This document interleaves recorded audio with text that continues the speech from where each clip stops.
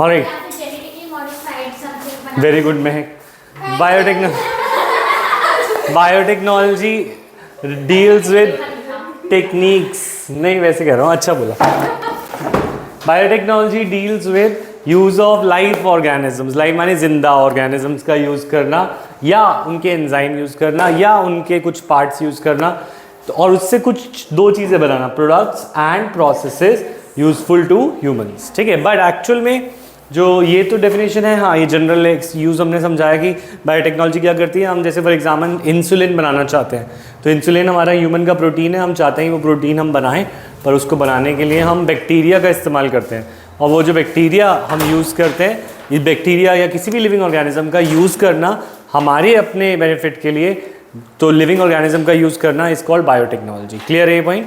तो इसकी actual definition जो है वो यहाँ पे डिफाइन करने के लिए दे रखी है, तो ये वाली डेफिनेशन लिखो फर्स्ट बायोटेक्नोलॉजी में। The integration of natural sciences, organism, cells, parts there of and molecular analogues for products and services. This is given by European federation of biotechnology.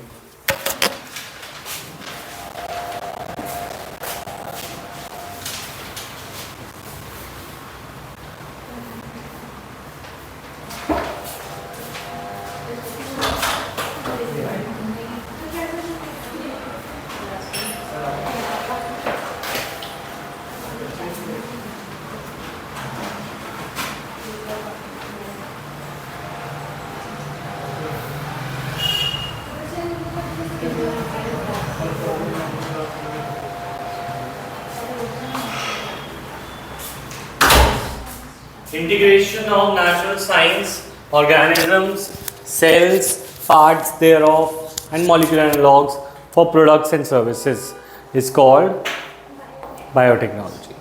अब principles of biotechnology पे आते हैं। तो principles of biotechnology दो हैं, genetic engineering और maintenance of sterile ambience। तो ये definition का मतलब समझ आया? वैसे पहले ही पूछो।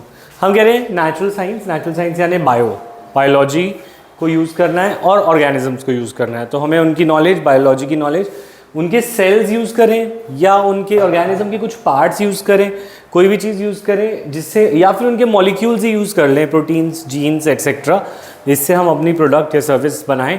तो integration of natural science, that is biology, with cells, parts there of, molecular analogues, is to create products and services, is called biotechnology. Clear ये पॉइंट?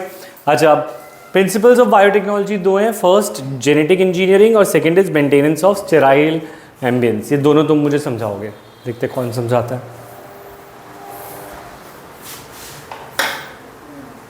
पढ़ो तो, हाँ पढ़ा हुआ है, अच्छा हाँ तो कर रखा चैप्टर, हाँ बताओ जेनेटिक इंजीनियरिंग का मतलब। जब आरएनए और डीएनए को ऑल्टर करके किसी होस्ट ऑर्गेनिज्म में इंट्रोड्यूस करवाया जाता है, उसकी phenotype change. Very good, correct. तो जीनोटाइप होता है हमारा, जीन्स के ऊपर जो कोड होते हैं उन्हें जीनोटाइप बोलते थे, याद है? Small T, cap small T, ये जीनोटाइप है एक ऑर्गेनिज्म का, और इससे एक फिनोटाइप बनता था, रिमेंबर? टॉल या शॉर्ट या ड्वार्फ बनता था, राइट? तो ये जीनोटाइप है, ये फिनोटाइप है। जीनोटाइप होता है डीएनए आरएनए पे, किस पे होता था? DNA RNA. तो अगर हम डीएनए आरएनए में कुछ चेंजेस करेंगे तो वो जीनोटाइप का चेंज वो फिनोटाइप पे भी आएगा, और इसे हम बोलते हैं ऑल्ट्रेशन ऑफ डीएनए और आरएनए और the genetic material, and this is also known as genetic engineering. Clear है ये पॉइंट? ठीक है, तो हम बायोटेक्नोलॉजी का फर्स्ट प्रिंसिपल है जेनेटिक इंजीनियरिंग करो, यानी डीएनए को ऑल्टर करो।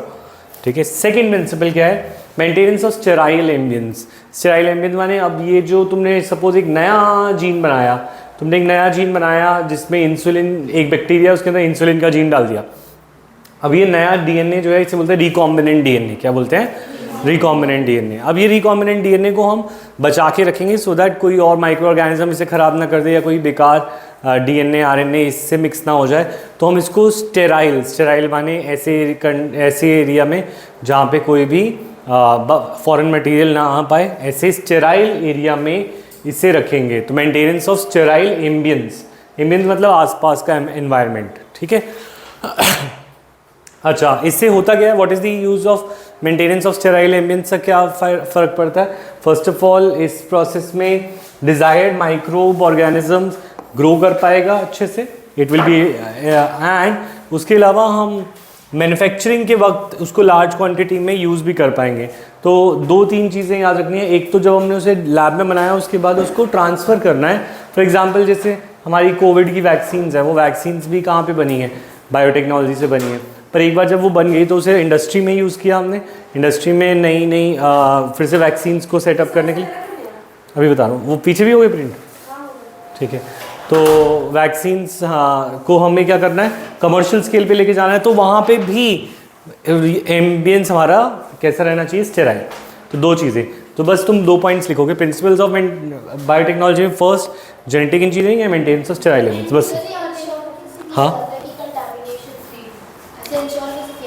ऐसे इंश्योर किया जाता है। कुछ चीज़ें होती हैं जैसे लैमिनार एयर फ्लो, मतलब जैसे हमारे रूम्स जो होते हैं उसमें तो गंदगी आती है, पर हमारे अगर जैसे जब हम लैब्स में काम करते हैं ना, तो वहाँ पे कुछ रूम्स के अंदर ही ऐसे पोर्स होते हैं, और वो पोर्स जो होते हैं ना, उनसे एक स्पेसिफिक स्पीड में जो है हवा चल रही होती है। और हवा इसलिए चल रही होती है, जैसे सपोज़ मैं कुछ बोलूँगा और मैं नीचे काम कर रहा हूँ डिश में, तो मेरे बोलने से कुछ बैक्टीरिया या कुछ इनकंटामिनेंट उसके ऊपर जाएगा। बट वो लैमिनार एयर फ्लो में क्या होता है, जैसे हम कुछ बोलते हैं या कोई भी हमारे डस्ट पार्टिकल या कोई भी कंटामिनेशन वाला चीज़ है, वो एयर फ्लो के साथ ही दूसरी साइड पे चला जाता है। ऐसे स्पेसिफिक रूम्स होते हैं, स्टेराइल होते हैं, जिनको हम बनाते हैं। अगर सपोज़ हम पूरे रूम को नहीं बना पाते तो हमारे पास बेंचेस होती है, जिन्हें बोलते हैं लैमिनार फ्लो बेंचेस। तो लैमिनार फ्लो बेंच, हम उस बेंच, जब भी हमें कुछ साफ काम करना है तो हम उस बेंच को खोलते हैं और उस बेंच के अंदर काम करते हैं। तो बेंच के अंदर भी वो लैमिनार एयर फ्लो चल रहा होता है। तो ऐसे हम चीज़ें बाहर से कंटामिनेशन ना आए वो हम कर सकते हैं बहुत, क्योंकि हमारी जैसे आई ड्रॉप्स बनती हैं या ये चीज़ें होती हैं ना, आई ड्रॉप्स, आई तो बहुत ही वो है सेंसिटिव है, तो उसमें कोई भी माइक्रो ऑर्गेनिज्म नहीं जाना चाहिए। तो आई ड्रॉप्स बनाते वक्त भी हमें ये चीज़ें रखनी पड़ती हैं। तो बहुत सारी चीज़ें होती हैं जो तुम आगे जाके पढ़ोगे, ठीक है। और एंटीबायोटिक्स, वैक्सीन्स, एंजाइम्स बनाते वक्त भी हमें ये चीज़ों पे ध्यान देना पड़ता है, ठीक है, क्लियर है। तो ये लिखे प्रिंसिपल्स ऑफ बायोटेक्नोलॉजी में 2 point, first genetic engineering, second maintenance of sterile ambience. जल्दी नोट करें, ठीक है। और next asexual versus sexual reproduction explain करेंगे। कोई हाथ कर दीजिए।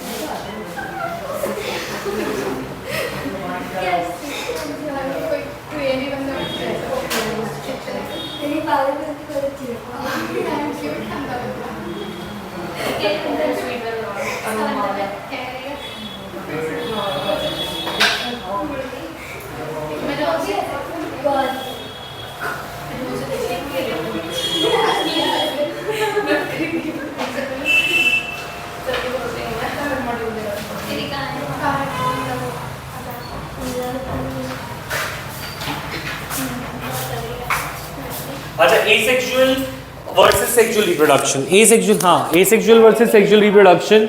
एक सेकेंड, हाँ जसीन बोलो, क्या कहना चाह रहे हो, बोलो। एसेक्सुअल में तो जेनेटिक इंफॉर्मेशन सेम रहती है और सेक्सुअल रिप्रोडक्शन में वेरिएशंस आते रहते हैं जो कि बेनिफिशियल होते हैं।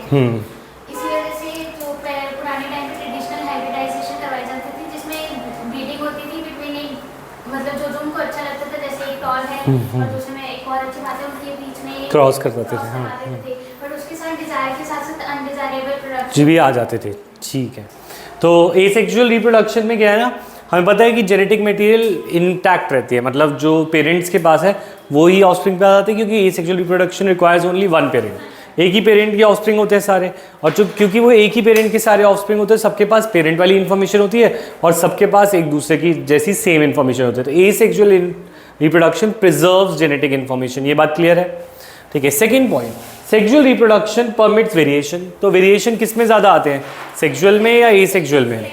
सेक्सुअल वेरिएशन, ठीक है। ऊपर जाओ, तुम्हारी क्लास 5 बजे साइंस है, 4 बजे मैथ्स। अच्छा, ट्रेडिशनल हाइब्रिडाइजेशन क्या होता है? ट्रेडिशनल हाइब्रिडाइजेशन होता है मेकिंग अ क्रॉस। क्या बनाना? क्रॉस बनाना। अगर हम दो ऑर्गेनिजम्स के बीच में क्रॉस करते थे, डू यू रिमेंबर? एक का पॉलन ग्रेन दूसरे के स्टिग्मा पे डालते थे और इसे बोलते थे हाइब्रिडाइजेशन, ठीक है, आर्टिफिशियल हाइब्रिडाइजेशन करते थे। और इस प्रोसेस में क्या होता था, जो नया प्रोजेनी बनती थी वो दोनों के करेक्टर्स लेके आती थी, है ना, दोनों पेरेंट्स के करेक्टर्स उसमें होते थे। तो इसको हम बोलते थे ट्रेडिशनल हाइब्रिडाइजेशन। आ रहा हूँ, ट्रेडिशनल हाइब्रिडाइजेशन। ट्रेडिशनल हाइब्रिडाइजेशन में कुछ अनडिजायर्ड करेक्टर्स भी आ जाते हैं। सपोज इसके अंदर कुछ ऐसा करेक्टर है जो हमें नहीं चाहिए था, जैसे फॉर एग्जांपल ये कम सीड्स प्रोड्यूस करता है, तो वो भी पेरेंट्स से ऑफस्प्रिंग में चली जाएगी। हर चीज़ तो तुम कंट्रोल नहीं कर पाओगे।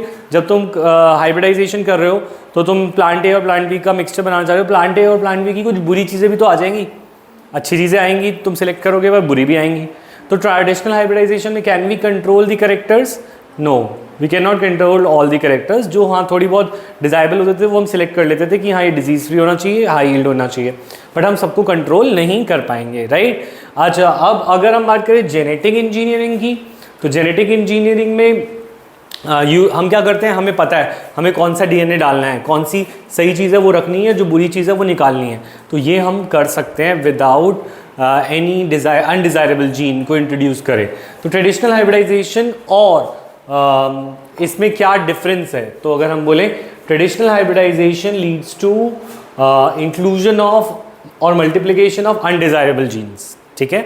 ऑन द अदर हैंड जो रिकॉम्बिनेंट डीएनए है, genetic engineering overcome this limitation and allows us to introduce only the set of gene that are desirable without introducing the undesirable gene.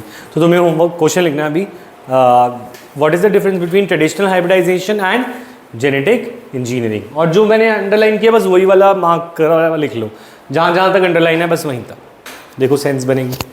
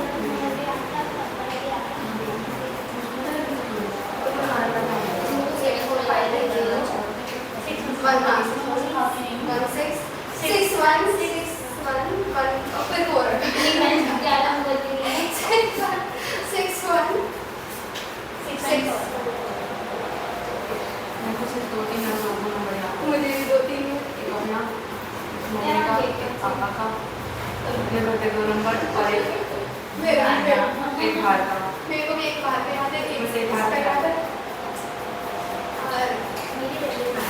और मम्मी पापा भी है। कभी जरूरत के लिए याद हो गया, कभी जरूरत के लिए है।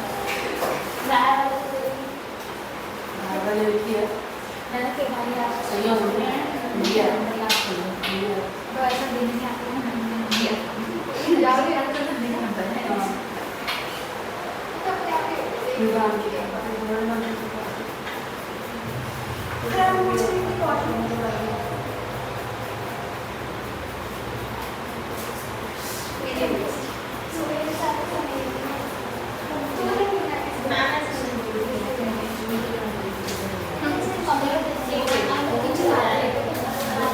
ये पढ़ने की निशानी होती है यार, ये बात ही है।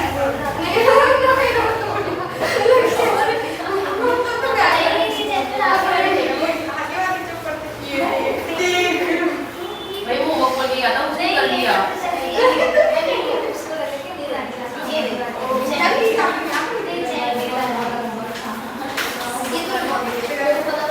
नहीं सारे क्वेश्चन करने हैं, अब नहीं कर रहा है।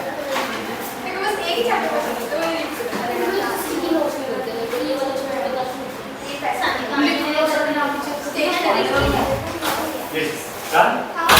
Creation of artificial recombinant DNA. तो अब अगर बात करें कि रिकॉम्बिनेंट डीएनए को कैसे बनाया जाता है, रिकॉम्बिनेंट डीएनए क्या था, डू यू रिमेंबर, जिसमें हमने एक डीएनए से अपना मटेरियल ऐड कर दिया, अपना जोड़ दिया था। बात नहीं, हम कह रहे हैं कि हमने एक डीएनए लिया, उस डीएनए पे अपना जो मुझे डिजायर्ड जीन था वो जोड़ दिया। तो ये जो नया डीएनए बना, इसको हम बोलेंगे रिकॉम्बिनेंट डीएनए। क्या बोलेंगे? रिकॉम्बिनेंट। जो न्यू कॉम्बिनेशन बना है ना, जैसे ओल्ड वाला रेड वाला ओल्ड था, पर मैंने इसमें नया ये वाला ब्लू वाला पार्ट मैंने खुद जोड़ दिया, AGCTC ये वाला कोड। तो ये जो नया डीएनए बना है इसे क्या बोलेंगे? Recombinant DNA. क्लियर? तो रिकॉम्बिनेंट डीएनए को कैसे क्रिएट करते हैं? तो creation of the artificial recombinant DNA हमारा टॉपिक है। In a chromosome there is a specific DNA sequence called the origin of replication.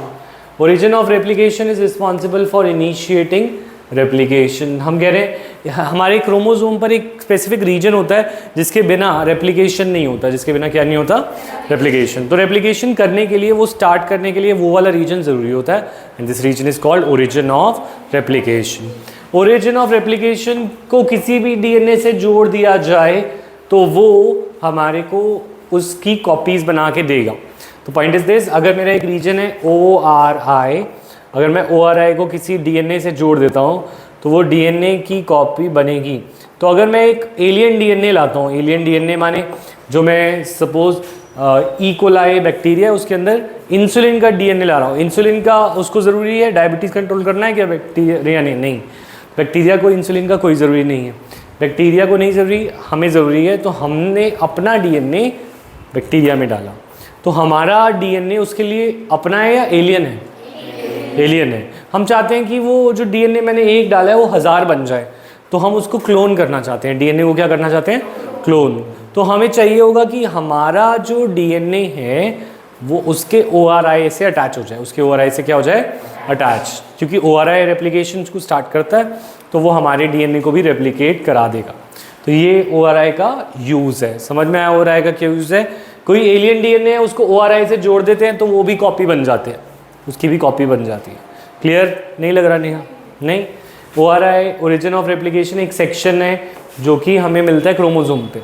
अब ये ORI बैक्टीरिया का था, ठीक है, हमने ह्यूमन डीएनए इससे जोड़ दिया, इंसुलिन का जीन। किसका जीन? इंसुलिन का जीन। ये एक्चुअल में एलियन डीएनए है, उसके लिए क्या है? Alien DNA. ORI से अटैच हो गया तो एलियन डीएनए की भी कॉपीज़ बन जाएंगी, क्योंकि ORI का काम क्या था? रेप्लिकेशन स्टार्ट करना। वैसे तो वो उसके अपने बैक्टीरिया अपने प्रोटीन को रेप्लिकेट कराता था, पर यहाँ पे वो एलियन डीएनए को भी रेप्लिकेट कराएगा। तो what is the use of ORI in biotechnology? तो हम बोलेंगे for any alien piece of DNA ORI is a part of the chromosome which has a specific sequence called origin of replication. An alien piece of DNA when linked with ORI can replicate inside the host organism. This is known as cloning, making multiple copies of a desired gene. तो question लिखें. इसमें equalization में ORI लिया, उसको तो जरूरत ही नहीं थी उसकी. उसको ज़रूरत नहीं थी. हमें अपने प्रोडक्ट सर्विसेज बनवाने इकोलाई की हेल्प से. तो हम अपने इंसुलिन की कॉपीज़ बना, हम मल्टीप्लाई हो जाए. हाँ, उससे निकाल लेंगे फिर, या उससे प्रोटीन ही बनवा लेंगे पहले, फिर प्रोटीन को हम निकाल लेंगे, यानी इंसुलिन ही निकाल लेंगे. तो question is what is the use of ORI in gene cloning?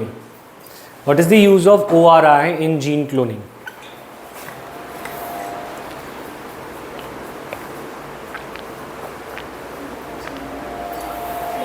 Alien DNA को फिर जो साथ में जॉइन करना उसके आसपास भी नहीं, उससे अटैच करना है. हाँ, तो इसका आंसर क्या होगा? पहले लिखेंगे in a chromosome there is specific sequence called origin of replication which is responsible for initiating replication.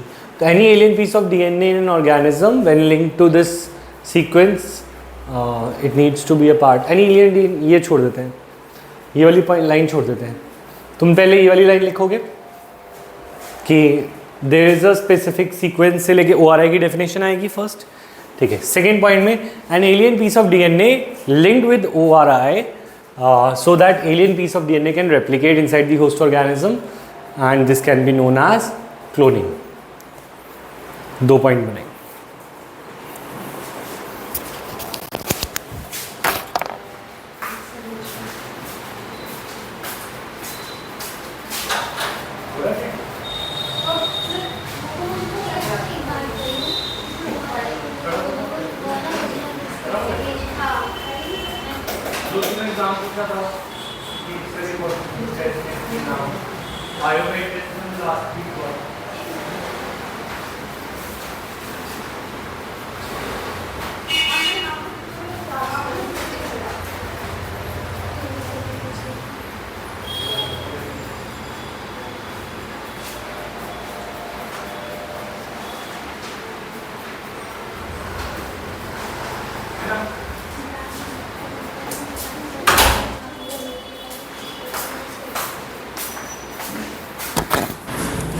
Yes, noted यहाँ तक.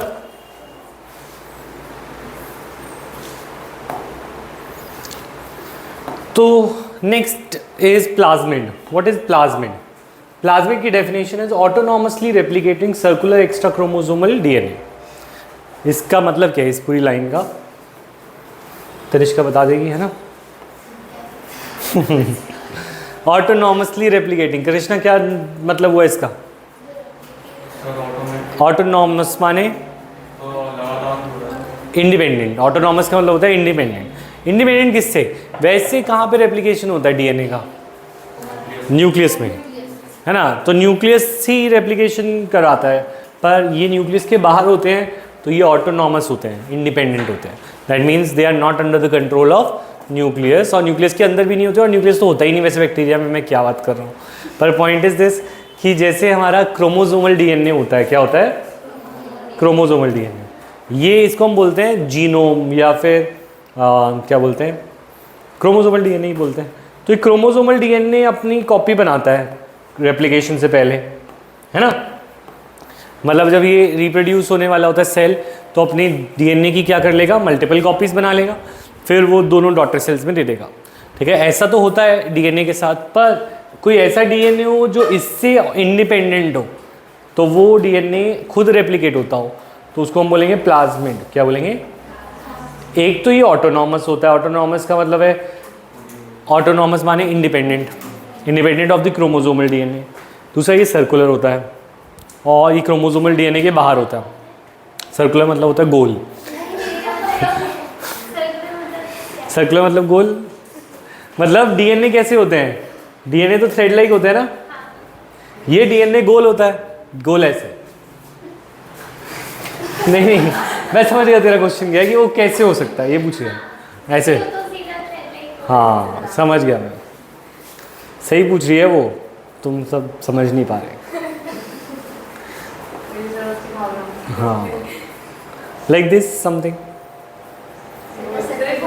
ठीक है, समझिए पूरा गोल नहीं है पर गोल है, ठीक है। हाँ, तो प्लाज्मिड जो है वो सर्कुलर होता है, ठीक है। एक्स्ट्रा क्रोमोसोमल है क्रोमोसोम से बाहर, और it is also autonomously replicating. ये 3 टर्म्स हो गए। तो 3 टर्म्स क्या बोलोगे? ऑटोनॉमसली रेप्लिकेटिंग, तीसरी दूसरी सर्कुलर, और एक्स्ट्रा क्रोमोसोमल का मतलब तन्वी, एक्स्ट्रा क्रोमोसोमल का मतलब ज़्यादा, एक्स्ट्रा माने outside, extra means outside, chromosomal DNA से बाहर, ठीक है। इंट्रा होता है इनसाइड, एक्स्ट्रा होता है आउटसाइड। एक्स्ट्रा का मतलब एक और होता है, वो एक्स्ट्रा ज़्यादा होता है, जो तुम्हारे नंबर नहीं आ रहे आजकल, तो कम आ रहे हैं नहीं, इंफ्रा, बहुत इंफ्रा। हाँ, cutting of DNA at specific locations. तो अब बात आ रही है व्हाट इज प्लाज्मिड, है ना। Plasmid DNA acts as vectors to transfer the piece of DNA attach to it. तो what is the function of plasmid in gene cloning? It can act as a vector. तो ये पूरा point लिखोगे, point number 3 जल्दी से। What is the vector, क्या है वही बात। वेक्टर नहीं सही तो है, अभी तक पूछा ही किसने नहीं। वेक्टर वो चीज़ होती है जो डीएनए को, एलियन डीएनए को होस्ट में लेके जाती है, वो वेक्टर। तो कौन सी चीज़ हमारे इंसुलिन के डीएनए को बैक्टीरिया के अंदर लेके जाएगी? प्लाज्मिड। तो प्लाज्मिड इज अ वेक्टर, ठीक है। तो मतलब ये जो सर्कल है इसे कट करेंगे और इसके बीच में हम अपना डीएनए लगा देंगे इंसुलिन का, ठीक है। और ये हमारे को कहाँ ले जाएगा? ये इस डीएनए को किसके अंदर ले जाएगा? हाँ, होस्ट सेल में। किस में लेके जाएगा? Host cell. होस्ट सेल के अंदर वो डीएनए हमारा इंट्रोड्यूस हो गया, ठीक है। हाँ, तो इसमें प्लाज्मिड ने कैसा काम किया? As a vector. तो what is the role of plasmid in gene replication या डीएनए रेप्लिकेशन? इसका आंसर पूरा लिखना है, ये लिखो पॉइंट नंबर 3। हाँ हाँ, ये दोबारा समझा रहा हूँ। देखो, ये था प्लाज्मिड, हो गया। अब सेट बना ले। प्लाज्मिड जो था सेट बना ले। यहाँ पे प्लाज्मिड जो था उसके अंदर हमने अपना डीएनए लगाया, वो जो मुझे इस बैक्टीरिया में ले जाना था, तो ये प्लाज्मिड को इसके अंदर इंट्रोड्यूस किया। ये प्लाज्मिड को इसके अंदर डाल दिया गया।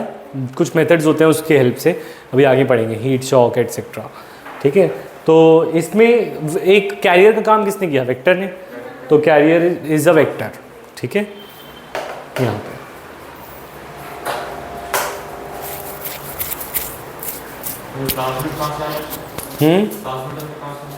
प्लाज्मिड हो सकता है इसका हो, पर इकोलाई का अपना नहीं होता, तो हम किसी और उसके रिलेटिव से भी ले सकते हैं। तो cutting of DNA at specific location. DNA को कट किया जा सकता है डिफरेंट लोकेशंस पे with the help of molecular scissors known as restriction enzyme. मतलब क्या है? ये डीएनए, पहले तो मुझे प्लाज्मिड को कट करना पड़ा होगा, मुझे अपने डीएनए को भी कट करना पड़ा होगा, दोनों को कट करना पड़ा होगा, फिर दोनों को जोड़ना पड़ा होगा, है ना। तो हम प्लाज्मिड के डीएनए को कट करते हैं और अपने डीएनए को कट करते हैं with the help of scissors. और ये सिजर्स मॉलिक्यूलर सिजर्स, छोटी छोटी होती है मॉलिक्यूल्स की फॉर्म में, और इन मॉलिक्यूलर सिजर्स को बोलते हैं रिस्ट्रिक्शन एंजाइम। तो what are molecular scissors? Question लिखो। ये सब लैब में चल रहा है, जहाँ पे हम डीएनए कट करके, अब वो डीएनए ऐसे नहीं कि सीजर से कट कर रहे हैं, हाँ, वो सीजर्स नहीं है, वो एक्चुअली एंजाइम है। हम एंजाइम को उसके ऊपर डालते हैं, वो कट कर देता है एंजाइम। हाँ,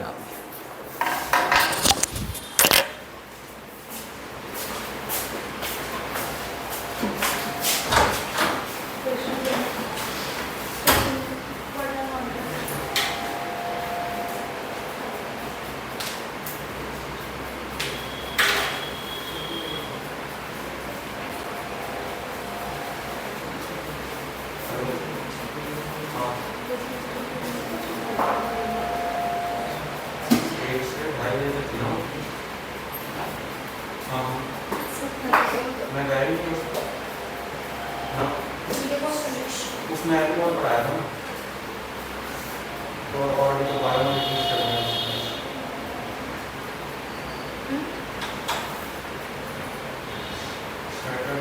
क्रॉसिंग और प्राइड एनवायरनमेंट की फिजिक्स में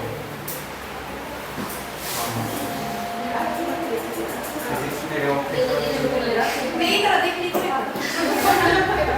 तो गूगल से निकालें मैथ्स में नया पेपर स्टार्ट हुआ था हाँ स्टार्ट था आप कौन से लिखेंगे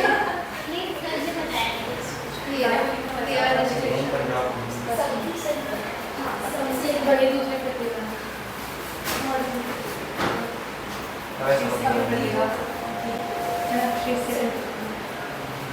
वेडनेसडे को आया हूँ कौन चीज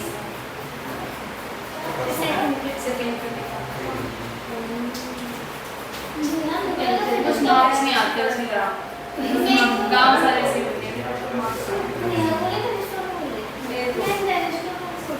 चार मैं वो वाली मूवी देखती हूँ लैपटॉप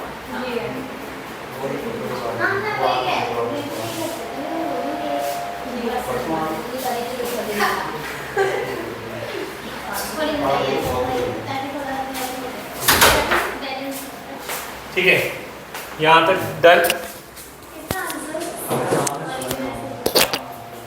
इसका आंसर है ये पॉइंट नंबर 4। हाँ जल्दी से करें उसको एक काम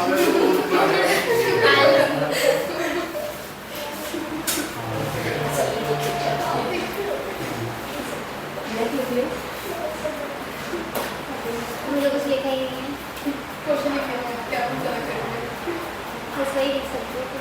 फिर मैं से देखो ऐसे बात करना है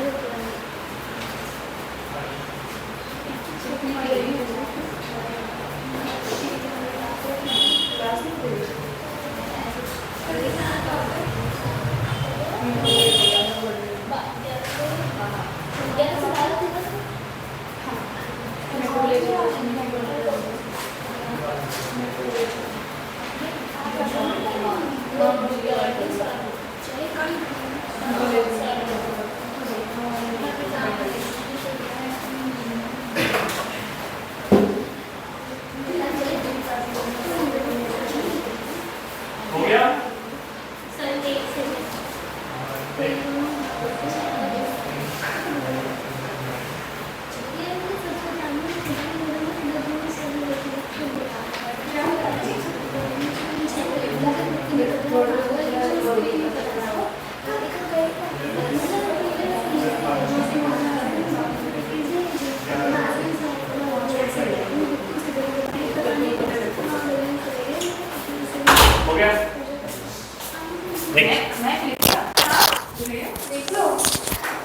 अच्छा, so molecular scissors are also restriction enzyme. Molecular scissors क्या होते हैं? Restriction enzyme. रिस्ट्रिक्शन एंजाइम्स वो एंजाइम है जो डीएनए को स्पेसिफिक जगह पे कट कर सकते हैं। कट क्यों करना है? क्योंकि हमें उसे जोड़ना है, इसलिए कट करना है। बिकॉज उसको जोड़ना है ना, नया वेक्टर के साथ चिपकाएगी तभी तो वो अंदर जाएगा उसके पोस्ट कट करके उसे जोड़ना पड़ेगा, इसलिए। ठीक है। अच्छा, अब जोड़ने का एंजाइम कौन है? DNA ligase. Very good. DNA ligase acts on cut DNA molecule and joins their ends. So what is the function of DNA ligase? बस इतने से लिख दो जल्दी से। सर पूरा पैराग्राफ लिख दो ना। सर आप मॉडिफाई मैं जो बार बार बाहर अंदर जा रहा हूँ इसीलिए जा रहा हूँ, क्योंकि वो सारे प्रिंटिंग गलत हो रही है बाहर। जल्दी नेक्स्ट जल्दी से करें। What is the function of DNA ligase? छोटा सा ये ब्लू लाइन अंडरलाइन जो है ये लिखिए। What is the function of DNA ligase? तो enzyme DNA ligase acts on the cut DNA molecules and join their ends. 1 mark के answers हैं ये, है ना? 1 मार्कर्स बहुत आ रहे हैं। नेक्स्ट, सब क्या अपने कार्ड है? अच्छा, नेक्स्ट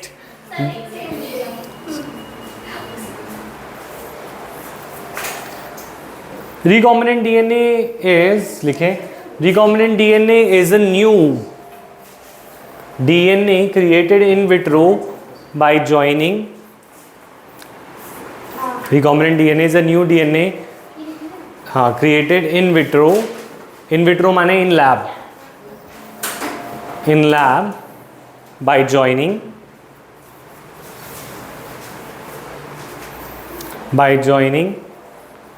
the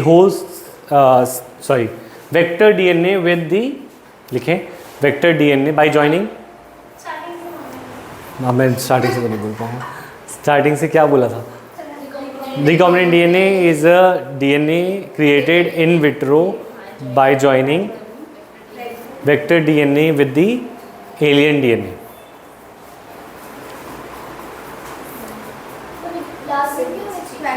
हाँ, वेक्टर यहाँ पे एक क्लासमेट है, ठीक है। तो ये समझ आया रिकॉम्बिनेंट डीएनए। तो फर्स्ट रिकॉम्बिनेंट डीएनए किसने बनाया था? तो कल ये तुम मुझे समझाओ, फर्स्ट 3 पॉइंट्स देखते हैं तुम समझा पाते हो। The construction of first recombinant DNA emerged from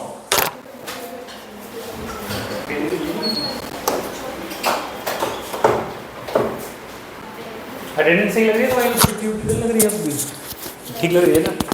लग रही है छुट्टी? नहीं लग रही। चलो ये 3 पॉइंट समझाने हैं मुझे, कौन समझाएगा?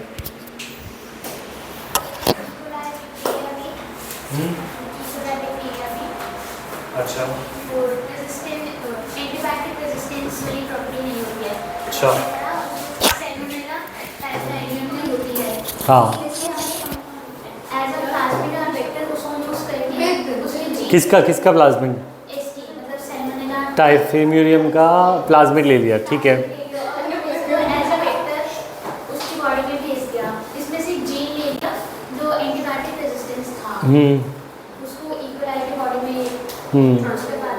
अच्छा, फिर फाइनल क्या हुआ?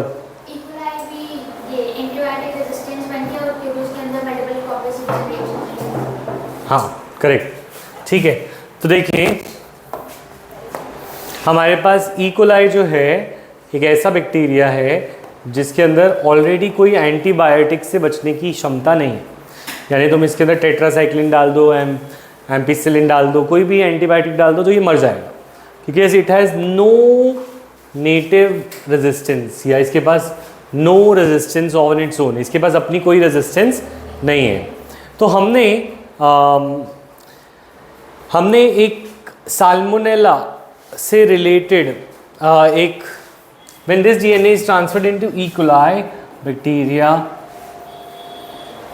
रिजेंबलिंग या relative of salmonella typhi.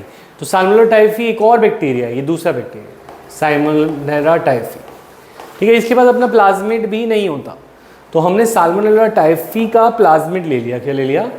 Plasmid, ठीक है। और अब ये साल्मोनेला, एक चीज़ गलत बोली थी जसलीन ने बस, कि ये जो एंटीबायोटिक रेजिस्टेंस थी साल्मोनेला टाइफी की नहीं थी, साल्मोनेला टाइफी का प्लाज्मिड था। क्या था? प्लाज्मिड। और हमें पता था कि एक जीन होता है जो कि एंटीबायोटिक रेजिस्टेंस क्रिएट कर सकता है। वो एंटीबायोटिक रेजिस्टेंस का जो जीन है उसको आइसोलेट किया था स्टैनले कोहेन और हर्बर्ट बॉयर ने, और उसको चिपका दिया इस प्लाज्मिड से, जो किससे आया था? साल्मोनेला टाइफी से आया था। और साल्मोनेला टाइफी का ये जो प्लाज्मिड है इसको इंट्रोड्यूस किस में करा दिया? इसको इंट्रोड्यूस करा दिया हमने इनटू द ई कोलाई। तो 3 स्टेप, पहला साल्मोनेला टाइफी से क्या लिया? प्लाज्मिड, ठीक है। एंटीबायोटिक रेजिस्टेंस जीन अलग से ली, स्टैनले कोहेन और हर्बर्ट बॉयर ने उन दोनों को जोड़ दिया, रिकॉम्बिनेंट डीएनए बन गया। ये रिकॉम्बिनेंट डीएनए ई कोलाई में डाल दिया। तो इसके बाद फाइनली यहाँ पे सक्सेसफुल तब होता क्योंकि ये पहली बार बायोटेक्नोलॉजी की गई थी और किसी और ऑर्गेनिज्म की चीज़ किसी और ऑर्गेनिज्म में डाली गई थी। तो ये इतना उम्मीद तो नहीं थी कि भाई ये एंटीबायोटिक रेजिस्टेंस दिखाएगा, पर ये वाले इसके अंदर जब ये जीन गया तो इसके अंदर भी एंटीबायोटिक रेजिस्टेंस आ गई। दैट मीन्स हम वो सब कर सकते हैं जो हमने पहले नहीं सोचा था। शायद तुम्हारे अंदर हम हाथी के कान लगा दें और वो काम कर जाए, क्योंकि ई कोलाई जो है वो उसके अंदर क्या है? ई कोलाई में हमने साल्मोनेला टाइफी का जो जीन है वो इंट्रोड्यूस कर दिया। तो सोचो मतलब जो गणेश जी का जो सबसे पहले बायोटेक्नोलॉजी, हाँ, फेस में ट्रांसप्लांट हुआ तो वो तो सबसे बड़ी पहली अचीवमेंट है बायोटेक्नोलॉजी की, ठीक है, एक ऑर्गेनिज्म से दूसरे के लिए प्रोडक्ट और सर्विसेज बनाना, हाँ है, ठीक है। तो प्रोडक्ट्स और services banana, this is the creation of first recombinant DNA, ठीक है। अच्छा, तो डीएनए पॉलीमरेज इस एंजाइम है जिसकी हेल्प से ये डीएनए की मल्टीपल कॉपीज भी बन गई, इकोलाई के अंदर मल्टीपल कॉपीज भी बन गई, है ना। तो ये हमारा था फर्स्ट रिकॉम्बिनेंट डीएनए का एग्जाम्पल। तो क्वेश्चन लिखेंगे, right short note on first recombinant DNA. इसको होमवर्क में दे देते हैं। हाँ, होमवर्क में दे रहा हूँ।